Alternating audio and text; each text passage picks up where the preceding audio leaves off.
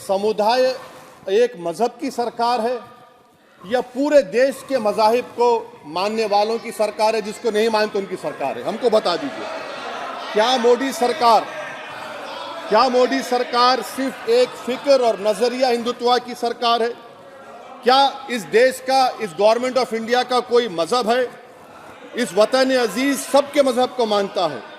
Sir, मेरा मानना है कि इस देश का कोई मजहब नहीं है। क्या ये सरकार 22 जनवरी का पैगाम देकर ये बताना चाहती है कि एक मजहब को दूसरे मजहब के मानने वालों पर गलबा और कामयाबी मिली? क्या आइन इसकी इजाजत देता है? क्या ये पैगाम आप जब ऐवान से दे रहे हैं तो 17 करोड़ मुसलमानों को आप क्या पैगाम दे रहे हैं, ये मैं आप पर छोड़ता हूं। सर, 49 में धोखा हुआ, 86 में धोखा हुआ, 92 में धोखा हुआ, 2019 और 22 में भी इस ऐवान के जरिए हमको धोखा दिया जा रहा है। और अफसोस के साथ कहना पड़ता है सर कि मुस्लिम अक़लियत को हमेशा ये कहा गया कि तुमको भारत के शहरी बरकरार रहने के लिए एक बहुत बड़ी कीमत तुमको चुकानी पड़ेगी, और हम पर इल्जाम लगा दिया गया। सर, क्या मैं बाबर का स्पोक्स पर्सन हूं? क्या मैं जिना का स्पोक्स पर्सन हूं? क्या मैं औरंगजेब का स्पोक्स पर्सन हूं? बताइए सर, आखिर मैं कहां तक आप मुझे लेकर जाएंगे?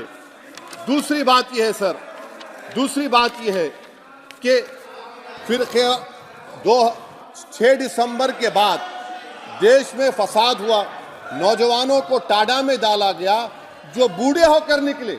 यकीनन आपकी सरकार नहीं थी, आपकी सरकार नहीं थी। अच्छा, बल्कि मैं तो मर्यादा पुरुषोत्तम राम की इज्जत करता हूं, मगर मैं नाथूराम गोडसे से नफरत करता हूं। मेरी नस्लें नफरत करती रहेंगी क्योंकि नाथूराम गोडसे ने उस शख्स को गोली मारी जिसके जबान से आखिरी लफ्ज निकले हे राम।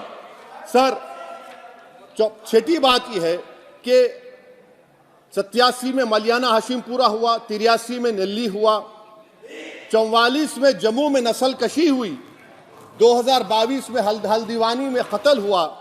इतने धोखे सबसे बड़े किसको दिए गए? असदुद्दीन ओवैसी को दिए गए।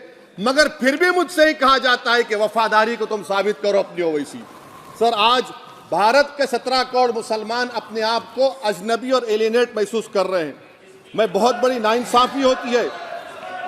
सर, ये कोई तारीखी नाइंसाफी को इंसाफ नहीं किया जा रहा है। स्पीकर बल्कि सर, अंग्रेजी में स्पीकर सर, केवल एक प्रश्न का जवाब ओवैसी साहब दे दें कि बाबर को वो आक्रमणकारी मानते हैं या नहीं मानते?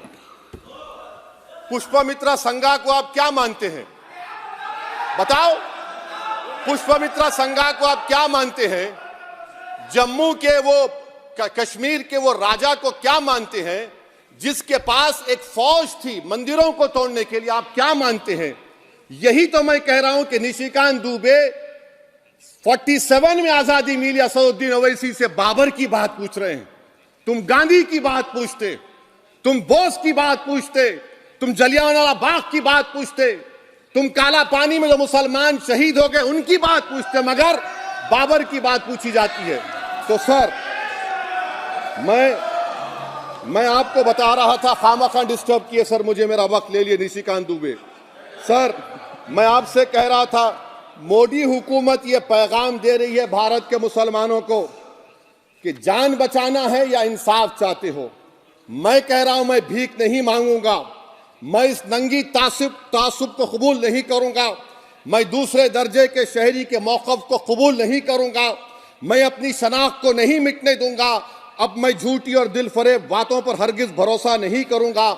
मैं वो काम नहीं करूंगा जो बीजेपी और नाम निहाद सेकुलर पार्टियां चाहती हैं। मैं वो काम करूंगा जो आपको पसंद नहीं है, संविधान के दायरे में रहकर। सर, कंक्लूजन में मैं आपको बताना चाहता हूं कि आज इस देश को किसकी जरूरत है? इस देश को अयोध्या में, तारीख शायद नहीं पढ़ते होंगे, मौलाना अमीर अली कौन थे? पुजारी बाबा रामचरण दास कौन थे? अयोध्या के पुजारी थे। दोनों ने मिलकर अंग्रेजों के खिलाफ जंग लड़ी थी और दोनों ने, अंग्रेजों ने इनको गिरफ्तार किया और एक पेड़ पर मौलाना अमीर अली को और पुजारी रामचरण दास को फांसी दे दी गई। देश को इनकी जरूरत है। देश को शंभू प्रसाद, अचन खां, ये राजा देवी बख्श सिंह के फौज में थे, अंग्रेजों से मुकाबला किया, मुसलमान की लाश को जला दिया गया और शंभू प्रसाद को दफना दिया गया।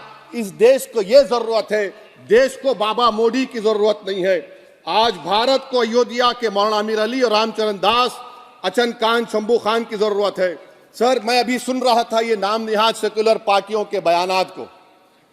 क्या होता है सर, आप, खत्म कर रहा हूं, क्या होता है सर, जब काजी साहब गवाहों को लेकर दुल्हन के पास जाते कि तुमको निकाह कबूल है, तो दुल्हन शर्मा के खामोश बैठ जाती।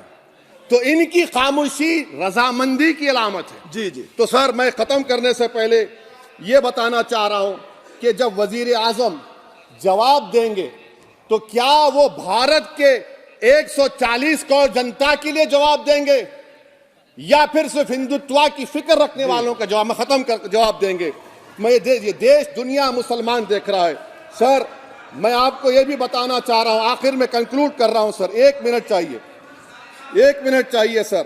सर, मेरा मानना यह है कि आज मैं बहैसियत एक भारत के गयूर मुसलमान के, let me stand as a tall Indian Muslim and say that the light of Indian democracy today is at its dimmest today, sir. Sir, in conclusion, मेरी फिक्र में मेरा ईमान मुझे कहता है कि जिस जगह पर मस्जिद थी, है और रहेगी, बाबरी मस्जिद है और रहेगी, बाबरी मस्जिद जिंदाबाद, जिंदाबाद, भारत जिंदाबाद, जय हिंद। सबको जोड़ने की बात की जाए वो बेहतर है। जी, श्री बीबी पाटिल जी।